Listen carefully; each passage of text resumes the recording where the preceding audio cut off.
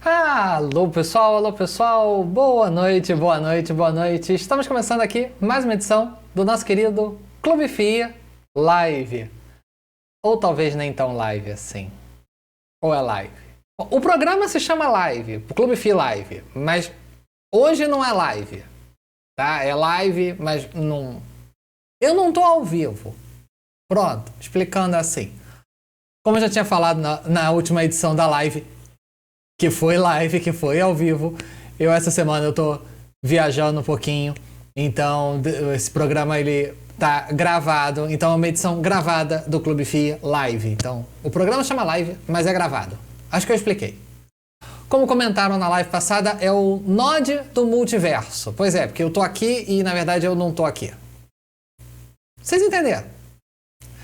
E bom, pessoal, para quem não me conhece, meu nome é Natan Otávio, também conhecido como Nod, e sou apresentador aqui do nosso programa quinzenal. Segunda-feira sim, segunda-feira não, sempre às 9 horas da noite a gente está aqui batendo um papo, trocando uma ideia, trazendo um conteúdo, abordando alguma notícia, trazendo para vocês novidades aí do mercado de fundos imobiliários. E hoje, na verdade, é um conteúdo bastante educacional, para desmistificar algumas coisas, alguns medos, algumas coisas que às vezes não ficam muito claras. Para quem às vezes nem começou a investir em fundo imobiliário ou já começou, mas ainda está ali muito inicial, ainda está muito temeroso, muito temerosa de aumentar a exposição em fundos imobiliários. Então, esse vídeo aqui, ele fala muito com você que às vezes está com todo o seu investimento em renda fixa, seja fundos de renda fixa, tesouro direto, LCI, LCA. Esse vídeo está sendo feito com carinho especial para você, tá? Eu quero falar aqui algumas coisas, são 10 motivos que você deveria pensar, que você deveria refletir para talvez iniciar nesse momento a sua jornada em fundos imobiliários. Ou se você já investe para de repente você botar um pouco mais de atenção. Separei 10 motivos. 5 deles são questões mais atemporais, são das próprias características dos fundos imobiliários. Então é algo que vai valer para agora, vai valer para daqui a um ano ou para daqui a 2. São coisas da própria essência do que é um fundo imobiliário e da forma como eles são conduzidos. E as outras 5 características são mais de agora.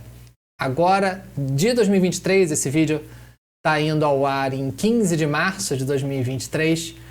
Eu separei 5, vamos chamar assim, 5 notícias recentes que podem se tornar boas notícias para os fundos imobiliários de uma maneira geral. Não vai ser aqui o foco da live falar de fundo A, B, C ou D, mas sim um conteúdo educacional para dar uma base para você seguir com seus estudos em fundos imobiliários.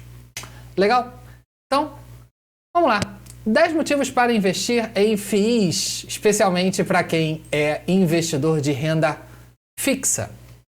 Eu acho que sempre uma coisa que vale muito a pena a gente olhar, a gente pensar, é que fundos imobiliários, de alguma forma, estão ligados a imóveis. E por que eu digo isso? Nós brasileiros, né, uma colonização portuguesa, essa cultura nossa portuguesa de investir em imóveis é sempre algo muito, muito próximo ao nosso coração. Algumas pessoas mais, outras menos, é óbvio. Mas todo mundo conhece alguém que tem imóveis e vive dos aluguéis desses imóveis. Todo mundo conhece. Talvez seja o seu sonho, ou parte do patrimônio que você quer ter, ou parte do patrimônio que até você tenha mesmo, como investidor. Talvez você já invista alguma coisa em imóveis. E fundo imobiliário nada mais é do que isso, uma forma indireta, uma forma mais simplificada de você adquirir uma participação em imóveis. E vamos lembrar, gente, imóveis, como o próprio nome diz, são imóveis. A gente está falando de investimento em ativos reais, coisas que existem, certo? Quando você investe em renda fixa, como uma LCI, uma LCA, um tesouro direto, é dinheiro contra dinheiro. Não existe nada por trás, não existe um ativo por trás de uma debenture. É dinheiro. Você empresta dinheiro para alguém, isso é renda fixa, você empresta, seja para o governo, seja para o seu banco, etc. E ele vai te pagar aquele dinheiro de volta. É dinheiro contra dinheiro. Em imóveis, a gente está falando de ativos reais, coisas que efetivamente existem. O prédio está lá, o shopping está lá, o galpão está lá. É a modalidade talvez mais tradicional de investimento que nos vem à cabeça. E lembrem-se, moedas mudam, governos mudam, preços variam, mas os imóveis ficam, os imóveis estão lá. Pense em alguém que investe em imóveis há décadas. Essa pessoa já passou por todo tipo de governo possível e imaginário. Por moedas, então, nem se fala. Né? Cruzeiros cruzados, cruzados novos, cruzeiros reais e por aí vai. Talvez até outras moedas, se há um investimento que passou de geração para geração e tudo mais. Imóveis ficam. Então, essa é uma característica diferente dos fundos imobiliários se você está vindo no mercado de renda fixa, porque você está vindo no mercado de dinheiro contra dinheiro. E aqui a gente está falando de imóveis. Diversificação de riscos. Eu até botei essa imagem aí dessa cesta com os ovos quebrados, etc. Porque a gente sempre ouviu falar aquela frase: não carregar todos os ovos na mesma cesta. E daí eu pergunto para você que investe em renda fixa, etc. Você já parou para pensar que talvez você esteja carregando todos os ovos na mesma cesta? Eu trabalho no mercado financeiro há 18 anos. E muitas vezes, quando eu converso sobre investimentos com as pessoas, etc., uma frase que eu escuto toda semana, talvez mais de uma vez por semana: não, eu sou uma pessoa muito conservadora. E aí eu faço essa pergunta mesmo. Ok, mas você tem todo o seu investimento em poupança. Ter todo o seu patrimônio em uma única modalidade de investimento é realmente uma coisa conservadora? E aí, muitas vezes eu explico, eu falo, olha, eu me considero uma pessoa conservadora. Eu nunca confiaria uma grande fatia do meu patrimônio em uma única coisa. Porque se tiver algum problema ali, é o meu patrimônio inteiro, ou pelo menos uma fatia importante que vai estar. Eu considero ter todo o dinheiro no único investimento um comportamento de altíssimo risco. Não é conservador isso. E muitas vezes a pessoa até esbugalha o olhão assim, do tipo... Sim, porque você vai deixar todo o seu dinheiro numa única modalidade? Isso é conservadorismo? Não. Isso é um comportamento extremamente arriscado. Até porque a renda fixa também tem seus riscos. A renda fixa tem riscos. Eu listei aqui alguns exemplos rápidos que me vieram à cabeça. A gente já teve questões envolvendo marcação a mercado. Em 2006, quando teve mudança das regras de marcação a mercado dos fundos de renda fixa. Muitas pessoas, do dia para a noite, viram seus saldos em fundos de renda fixa caírem absurdamente por uma mudança de regulamentação, da forma como esse valor é calculado e mostrado no extrato do seu banco ou da sua corretora. Isso aconteceu. Eu não estou falando de risco aqui teórico, tipo assim, você está pintando um quadro mais feio por algum motivo. Não, é algo que aconteceu. Conheci pessoas que estavam com dinheiro para poder dar entrada no imóvel e tiveram que postergar esse sonho porque deu uma pancada no saldo que a pessoa tinha no fundo dela de renda fixa. 2014 não foi aqui uma mudança de regra, porque não foi mesmo, mas se a gente olhar alguns títulos do Tesouro Direto, alguns fundos, é porque naquela época não eram tão comuns fundos atrelados a ativos de inflação, etc. Mas olhe, isso é dado histórico, eu não estou aqui criando cenários. Tem dúvida? Vai no site do Tesouro Direto e pega lá o histórico de preços das NTN-Bs, o que hoje se chama de Tesouro IPCA. A NTN-B principal, que é a Tesouro IPCA, e a NTN-B, que é o Tesouro IPCA com juros semestrais, né, com cupons semestrais. São os nomes novos. Pegue os preços lá de 2014 e compare com 2015. você vai ver que alguns títulos caíram 50%. Então, se o seu argumento para, não, eu prefiro não investir em fundo imobiliário porque eles caem, algumas modalidades de renda fixa também. Alguns fundos de renda fixa sim caem. Pegue um fundo de renda fixa que leve no nome dele a nomenclatura pré-fixado e veja o que aconteceu ali entre 2013 e 2017. Ele caiu. É um dado, é um fato. Não estou contando história. É um dado real, é um dado de realidade. É só olhar, é só pesquisar e você vai ver. E a gente também teve uma pequena mudança da marcação a mercado agora, em 2023. Essa não afetou muita gente como a de 2006, mas sim, algumas pessoas viram os valores aplicados em renda fixa caírem por regras na forma como a marcação a mercado é calculada. Isso aconteceu. Então, o conceito de, não, renda fixa é mais previsível. Concordo que é mais previsível. Agora, não é algo que está isento de mudanças de regras e que podem prejudicar. Além disso, regras de recompra do Tesouro Direto. Talvez hoje, como você pode vender os seus títulos de volta para o governo basicamente todo dia, isso pareça que é algo sempre que foi assim, mas não, isso é uma mudança de regra. Antigamente era só às quartas-feiras. E nada garante que o governo vai continuar recomprando os títulos do Tesouro Direto. Isso não está no seu contrato com o governo. O governo pode, a qualquer momento, suspender a recompra de títulos do Tesouro. Isso é regra de contrato, isso está na regra do Tesouro Direto. E, de alguma forma, o governo já faz isso. Quando, às vezes, tem alguma volatilidade no mercado, a gente vê o governo suspendendo a recompra por algumas horas. Alguns casos por um dia inteiro. Mas ele nunca tem a obrigação de reabrir a recompra. Ele pode, a qualquer momento, fechar de maneira definitiva. Assim como era semanal, agora é diário. Já teve uma época que estava com greve na equipe do Tesouro Nacional e você só podia vender fora do horário comercial, depois voltou a ser dentro do horário comercial. O governo tem total liberdade de mexer nisso como quiser. E se você tem um pedaço grande do seu patrimônio, é uma parte grande do seu patrimônio que vai estar envolvida nisso. Pense assim. Imagina que você está juntando um dinheiro no Tesouro Direto para uma viagem, para comprar um carro, para comprar um imóvel, fazer qualquer coisa. E aí, do dia para a noite, o governo fala assim, olha, agora eu não vou recomprar mais os títulos do Tesouro Direto. Ou você vai vender para terceiros, por preço livre, boa sorte, ou a gente se vê lá no vencimento e você tem títulos para 2045.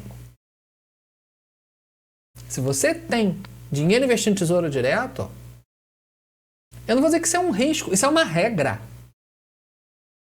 O governo tem total liberdade de mudar isso a hora que ele quer, e ele muda.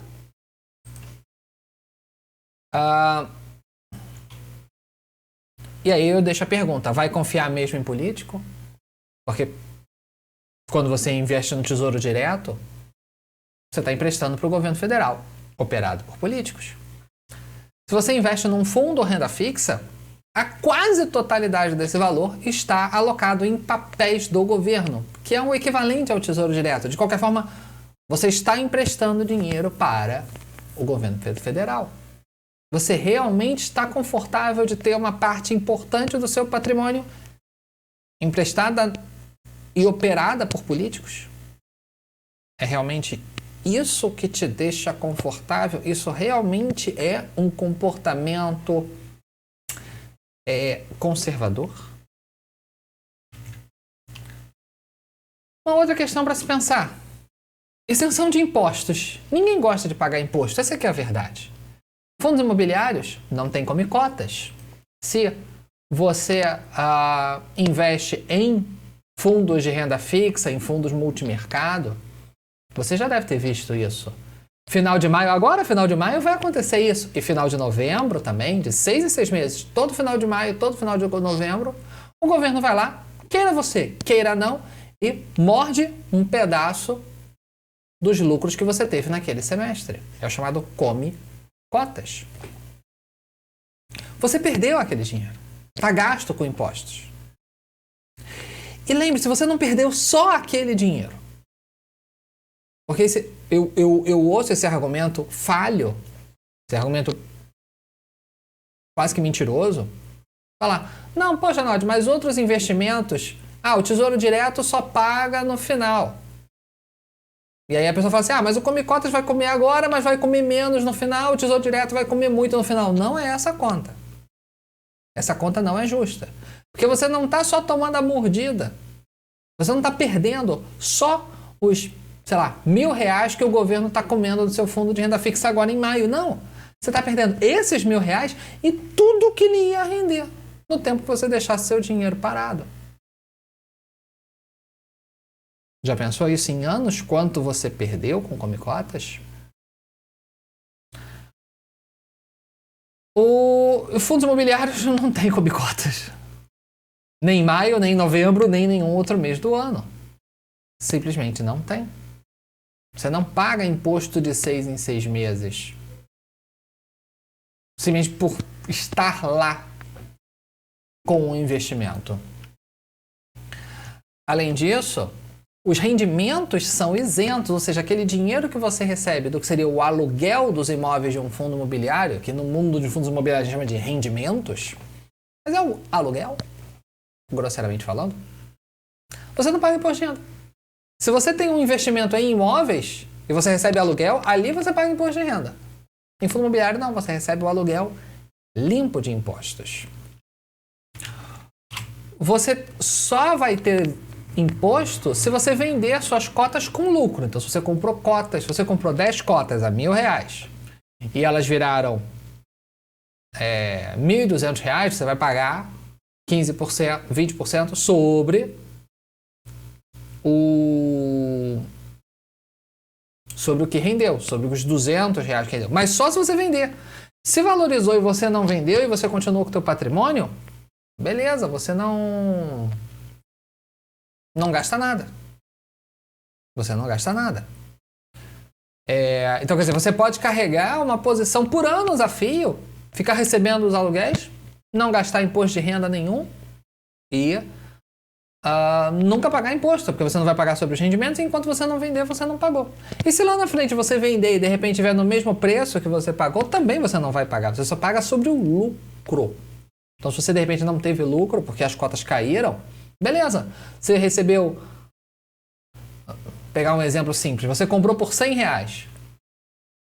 Durante anos você foi recebendo lá R$1 por mês daquela cota. Anos depois você vendeu por R$99.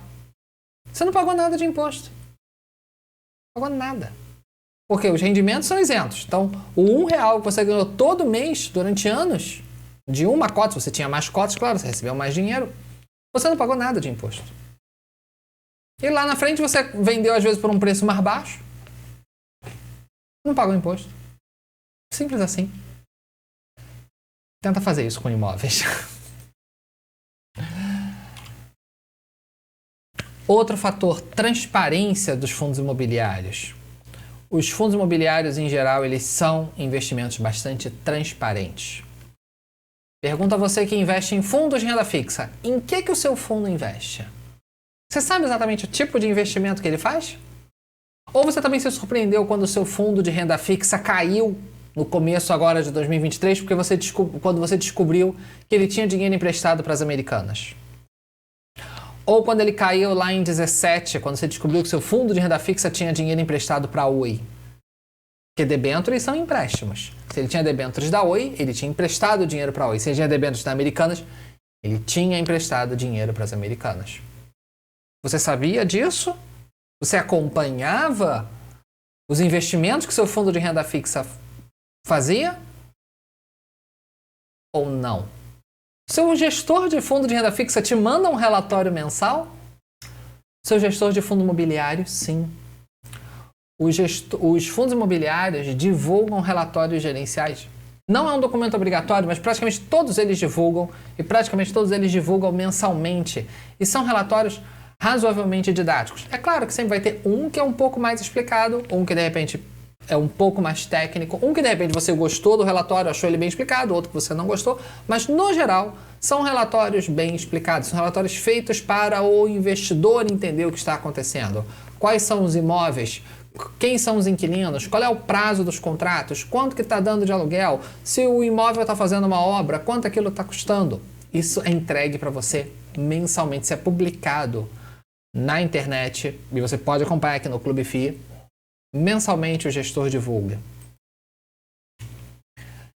Além disso, se acontece algum fato mais relevante, o gestor solta um fato relevante, é um comunicado extra dizendo, olha, assinamos a compra de um imóvel novo, assinamos a venda de um imóvel novo, aconteceu um problema, uma infiltração e a gente vai ter que fazer uma obra emergencial. O que seja, assinamos um novo contrato de locação, um inquilino quis renegociar o aluguel, etc, etc. E você é informado isso praticamente online. Todas essas regras são supervisionadas pela CVM. Claro que existem algumas coisas que o gestor pode divulgar ou não, ou pode divulgar de um jeito ou de outro, mas existem algumas coisas que são obrigatórias pela CVM. Então você tem essa previsibilidade da maneira como o gestor se comunica. E além disso, você tem uma proximidade com o gestor. Seu gestor de fundo de renda fixa faz live? Ele dá entrevista? Você já foi em alguma assembleia para conversar com o gestor sobre o que ele está fazendo? Aqui no mercado de fundos imobiliários, isso é praticamente a regra, esse é o padrão. O grau de transparência, de proximidade é muito maior. Claro, você tem sim as assembleias, sim, hoje cada vez menos se faz as assembleias onde as pessoas vão num auditório e discutem com o gestor, etc. Eu já fui em assembleia, é extremamente interessante. Onde você vê gente que tem um baita do conhecimento e faz a pergunta super técnica, gente que é do mercado, que é experiente, que manja dos Paranauê, como a gente fala aqui no Rio.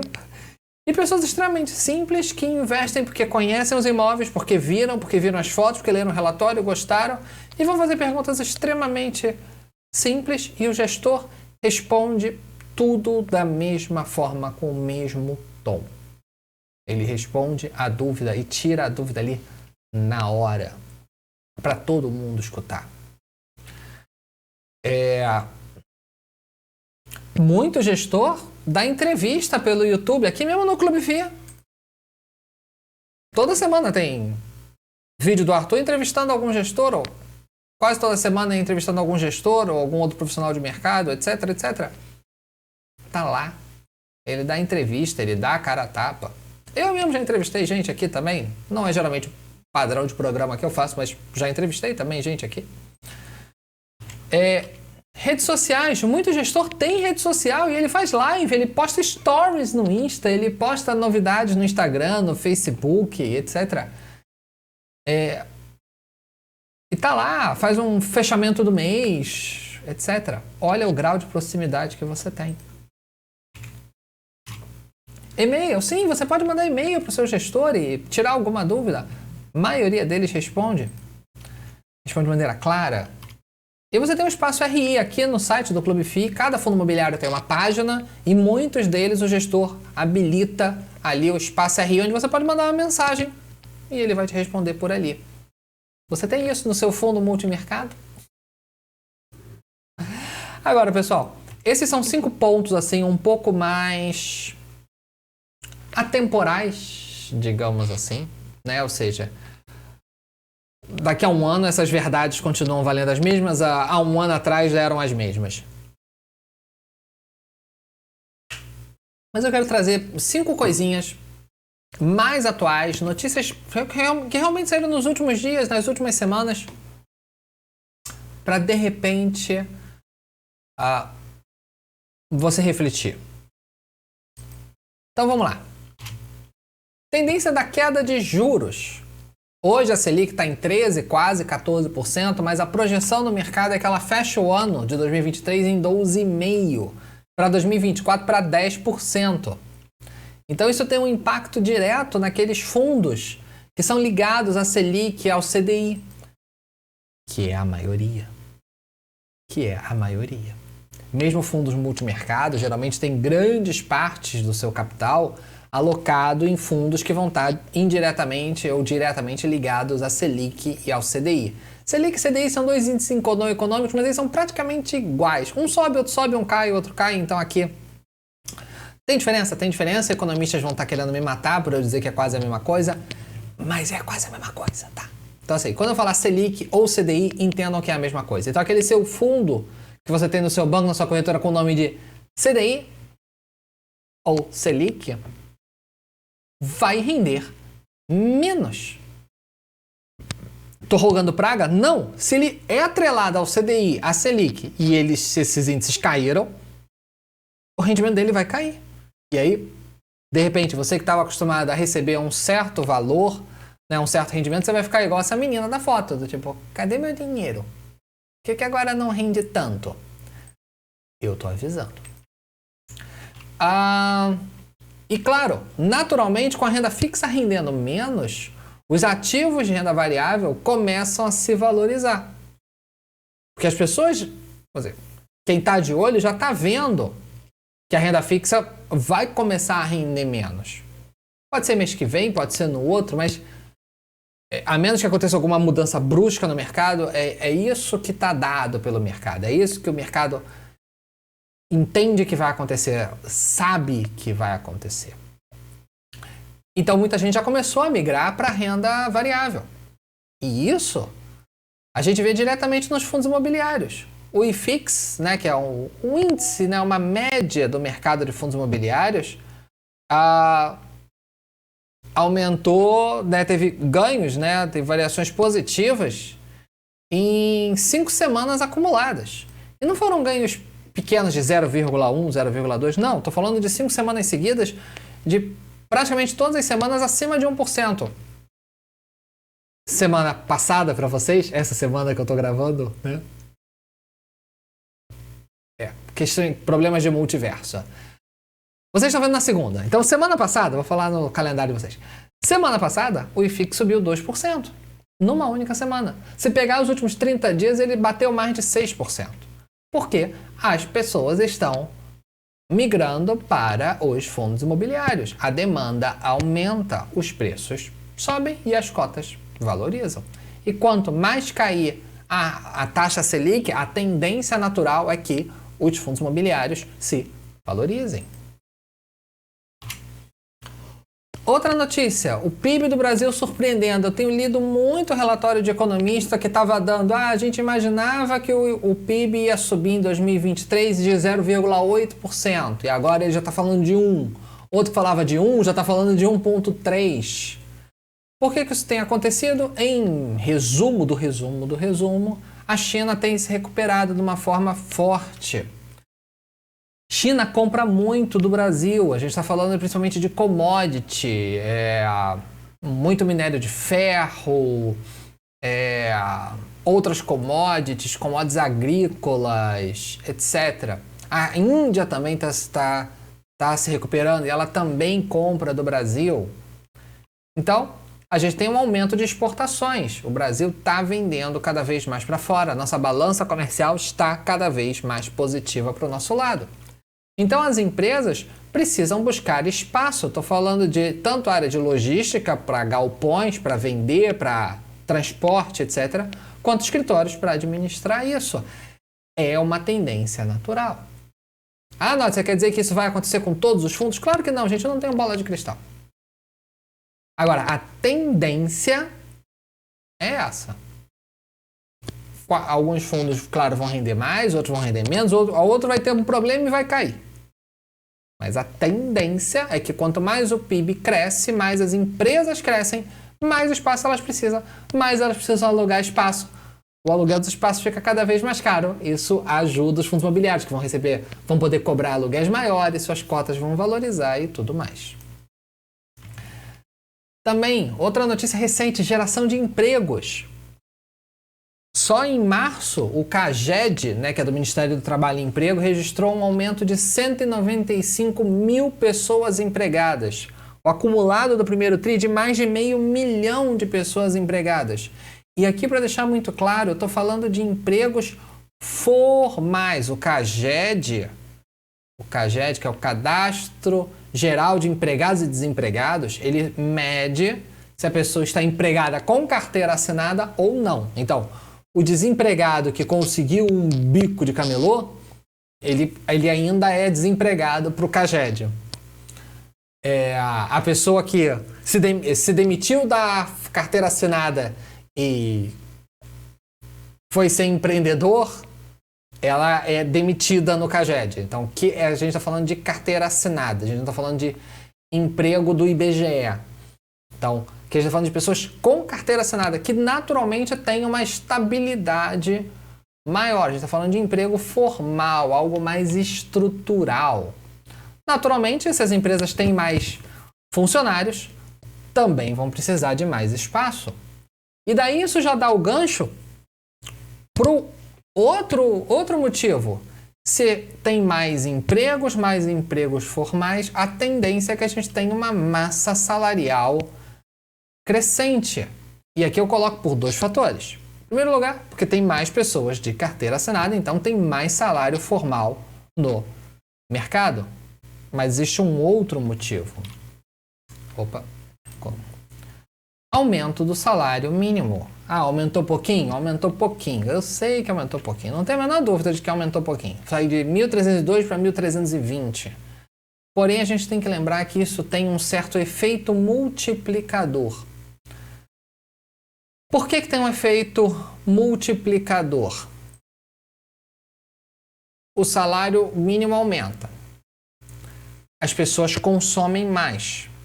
As pessoas consumindo mais, as empresas vendem mais. Eu estou falando do mercado, estou falando da lojinha de roupa da esquina.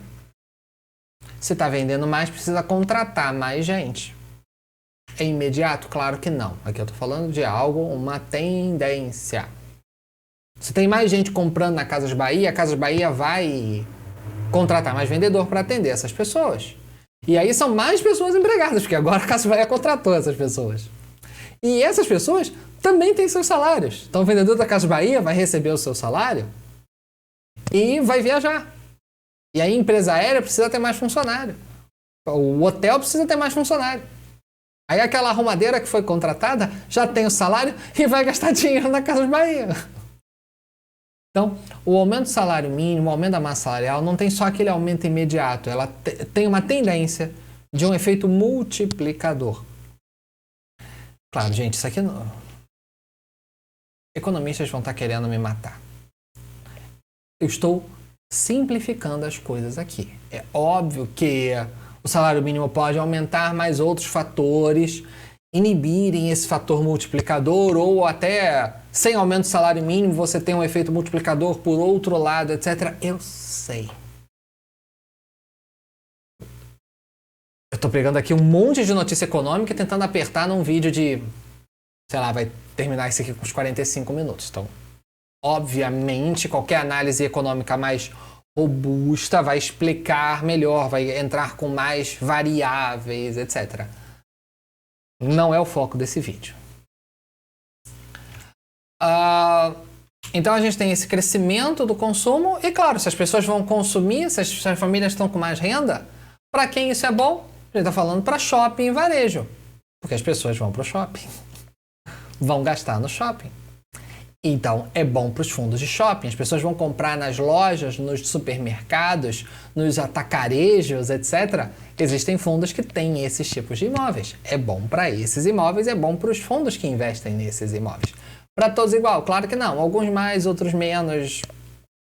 Depende de localização, de estratégia, etc. Aqui eu estou falando de mercado de fundos imobiliários como um todo. E também os fundos de desenvolvimento, porque a pessoa que está ali com uma renda, uma carteira assinada, etc., ela acaba pensando, poxa, de repente eu posso comprar uma casinha eu tenho agora mais estabilidade, eu posso pensar em entrar num financiamento, comprar uma casinha. E aí tem os fundos de desenvolvimento que vendem casas, né? Que constroem e vendem casas. E a gente também tem uma questão de ambiente regulatório. Pode não ser o melhor dos mundos? Não é. Mas a gente tem a proposta do arcabouço fiscal que está andando, que está aí mais basicamente fechada, alguns detalhes ainda sendo pensados, etc. Mas já tá mais avançada. A gente tem a reforma tributária que está num estágio mais embrionário, está ali ainda tem muita coisa para decidir, mas já se tem algum norte. Eu estou querendo dizer que o arcabouço fiscal é melhor que o teto de gastos que existia até então? Não, eu não tenho nem... Gente, eu sou formado em letras, não sou economista. Não quero entrar aqui nos detalhes do que eu penso do arcabouço versus teto de gastos, o que é melhor, o que é pior. Até porque nem o formato inteiro ainda está fechado, então... Agora, uma coisa é certa. Quando a gente fala de arcabouço fiscal, etc., eu não estou dizendo que ele é bom, mas um plano ruim é melhor que plano nenhum. No mercado financeiro, não ter plano é o pior cenário. O cenário ruim sabido, ou num cenário futuro, você conseguir mensurar melhor quais são os pontos positivos e negativos daquele futuro, é melhor do que você não ter o que prever. Você prevê o cenário ruim, e eu não estou dizendo que o arcabouço é ruim, só estou dizendo que, ainda que fosse ruim, ainda que fosse a pior coisa que já se criou na face da Terra,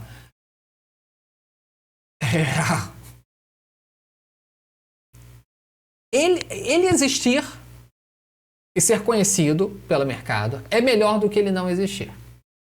Então, entre um cenário que a gente tinha teto de gastos relativamente sabido, apesar de que tinha seus buracos, apesar de que tinha seus problemas, apesar de que toda hora mudava uma regra e criava uma exceção. Depois um período onde nós ficamos sem menor noção do que vinha. A gente sabia que não viria o teto de gastos, mas não sabia exatamente o que vinha. E agora que a gente sabe o que vem, desses 3 cenários, sem dúvida, o pior deles foi não saber. O pior deles foi não saber, foi não ter plano. Porque já ninguém mais olhava o teto de gastos, porque todo mundo sabia que ele seria fortemente alterado, não só ajustado ali, um puxadinho ali, outro colar. Sabia-se que ele já era basicamente inválido. E o outro, ainda ninguém sabia o que vinha. Então, a gente está num momento de um ambiente regulatório um pouco mais propício. É o melhor dos mundos? É óbvio que não. Óbvio que não. Mas é um cenário muito melhor do que o que a gente tinha até semanas atrás. Então, nesse conceito de puxar 5 notícias recentes que mostram que o momento pode ser um momento interessante para você continuar ou começar seus estudos em fundos imobiliários, sim, este ambiente regulatório hoje é melhor do que o que a gente tinha semanas atrás. Não estou aqui comparando, repito, arcabouço com teto de gastos. Estou comparando arcabouço com sabe-se lá o que vem aí. A gente até pouco tempo atrás a gente estava no modelo econômico do sabe-se lá o que vem por aí. Agora a gente tem o arcabouço. Ainda vai ter ajuste? Claro que vai. Teto de gasto teve. O arcabouço vai ter. Daqui a 1 ano, 2 anos, 3 anos, 4 anos, vai vir um outro modelo qualquer que vai ter seus ajustes. Mas sem dúvida é muito melhor do que não ter nenhum.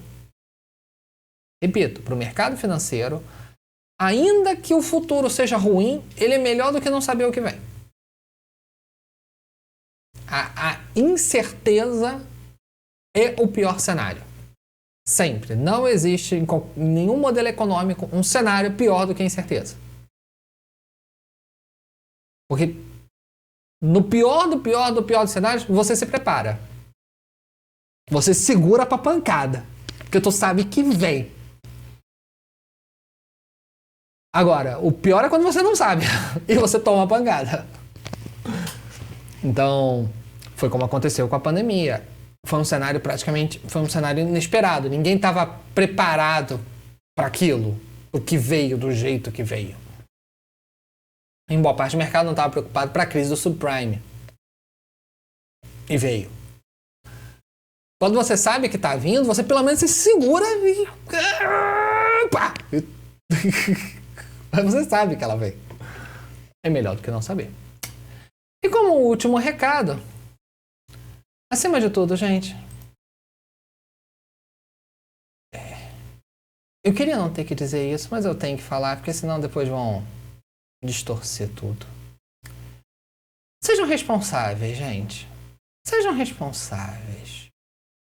Tudo que eu falo aqui, lembrem-se que cada pessoa tem um perfil e não tem solução mágica. Em momento nenhum eu estou dizendo aqui. Vendam tudo, FIIs são maravilhosos, qualquer FII que você comprar vai dar certo, é a 8ª maravilha do mundo. Sejam felizes. Vendam a casa, peguem dinheiro com a agiota para investir em fundo imobiliário. Não estou dizendo nada disso, gente. Em primeiro lugar, não acreditem no que vocês ouvem na internet. Não acreditem em estranhos. Suas mães nunca ensinaram isso. Não acreditem em estranhos. Não falem com estranhos. Sua mãe deve ter te ensinado isso. Pelo menos eu espero. Aproveitar que agora acabou de passar o feriado, né, o Dia das Mães, etc. Sua mãe deve ter te ensinado isso. Não aceite nada de estranhos. Não aceite dicas de estranhos.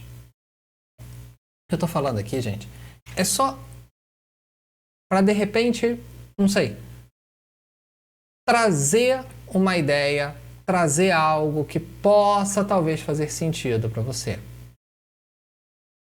Ah, poxa, Naldo, fez sentido, vou sair comprando todo de fundo imobiliário. Não. Estude, analise. Material aqui no Clube FII, seja aqui no YouTube, seja no site, etc., não te falta para você ser o dono do seu investimento. Nunca invista porque alguém te falou para fazer isso. Seja na internet ou seja fora. Nunca. Escute opiniões e reflita. Leia coisas e reflita. Veja se aquilo faz sentido para você ou não. Eu nunca conheci ninguém que ganhou dinheiro no mercado financeiro ouvindo o palpite dos outros. Na verdade, eu nunca ouvi ninguém que ganhou dinheiro de verdade ouvindo o palpite dos outros. Já conversei com muito empresário durante minha carreira de banco. Conversei com muito empresário. Sempre foi o público que eu mais atendi ao longo dos meus 18 anos de banco.